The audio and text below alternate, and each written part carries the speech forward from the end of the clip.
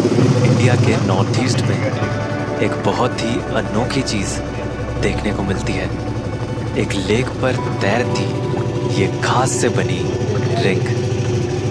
पर ये सिर्फ अकेली नहीं है, बल्कि यहाँ ऐसी कई सारी रिंग्स हैं जो इस खूबसूरत लेक के हर कोने में फैली हैं।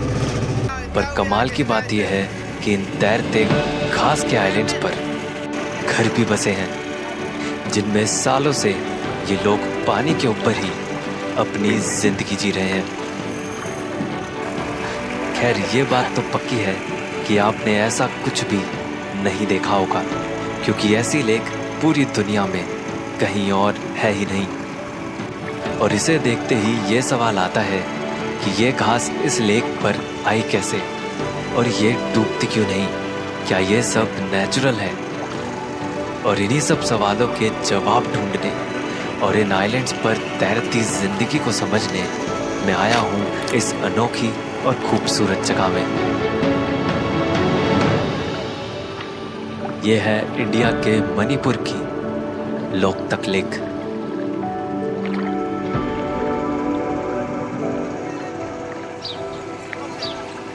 ढाई 250 स्क्वायर किलोमीटर में फैली Loktak lake north east India की सबसे बड़ी फ्रेश वाटर लेक है, जो मॉनसून आते ही 500 स्क्वायर किलोमीटर से भी ज़्यादा एरिया में फैल जाती है। पर इसे जो सबसे खास बनाता है वो है इस पर तैरते ये घास के आइलैंड्स,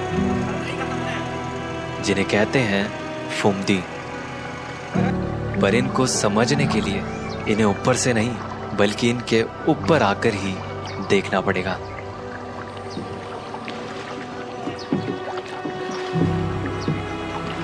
तो अभी जो फुमदियाँ ऊपर से दिख रही थी गोल गोल, उनके बीचों बीच जा रहे हैं। और अभी नीचे से देख के ऐसे पता ही नहीं चलता कि ये रिंग है या फिर क्या है, बस नॉर्मल से घास फूस दिखती है, बट ऊपर से पता चलता है कि ये पूरी रिंग है। तो इसलिए पूरा अच्छे से ड्रोन से दिखेगा।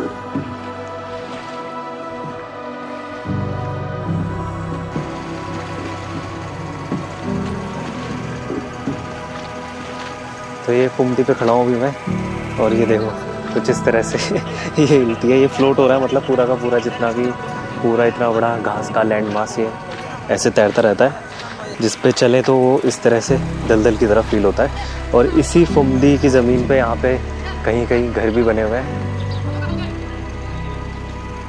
और ये पूरे की पूरी तरह से नेचुरल है। जो फुमदियाँ हैं, जितनी भी ये सारे वेजिटेशन, जितने भी ये घास के लैंड मास तैर रहे हैं लोकतक लेक में, सारे के सारे नेचुरल हैं।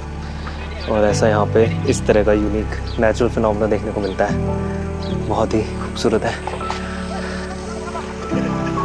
जो भी फुमदी आप यहाँ देख रहे हैं वो सिर्फ उसका 20% हिस्सा है, क्योंकि असल में फुमदी का 80% से ज़्यादा पार्ट पानी के अंदर छुपा होता है।